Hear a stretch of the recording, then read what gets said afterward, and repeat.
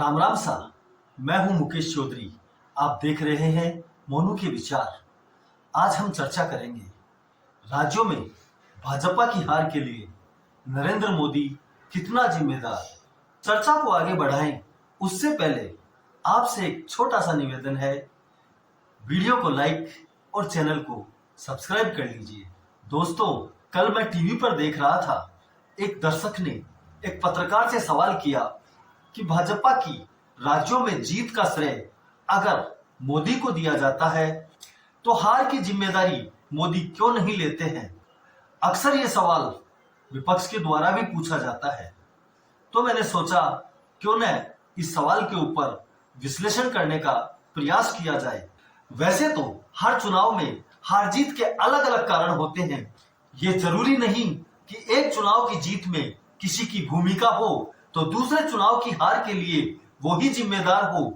राजस्थान, दिल्ली, मध्य प्रदेश, इन तीनों राज्यों में भाजपा विधानसभा चुनाव हारी, लेकिन लोकसभा चुनाव में राजस्थान की 25 में से 25 सीट, दिल्ली की 7 सीट और मध्य प्रदेश में 29 में से 28 सीट जीतकर भाजपा ने इतिहास रच दिया।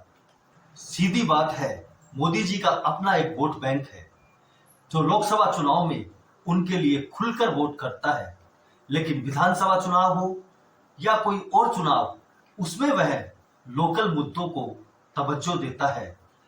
मोदी जी का प्रयास होता है कि अपने उस वोट को राज्यों के चुनाव में भी भाजपा के पक्ष में मतदान करने के लिए प्रेरित करे। कई राज्यों में नरेंद्र मोदी अपने इस प्रयास में सफल हो जाते हैं तो फिर श्रेय उनको ही जाएगा, लेकिन कई जगह लोकल मुद्दे ज्यादा हावी होने के कारण नरेंद्र मोदी को अपने प्रयासों में सफलता नहीं मिल पाती है, तो क्या उसके लिए जिम्मेदार नरेंद्र मोदी जी को माना जाएगा या लोकल मुद्दों को? अब ये आपके ऊपर है। आप ही सोचिए कि मोदी ने अपना प्रयास किया, लेकिन लोकल मुद्दों की वजह से अगर भाजपा हारी है या लोकल इकाई की वजह से भाजपा हारी है, तो उसकी जिम्मेदारी नरेंद्र मोदी जी पर कैसे हो सकती है?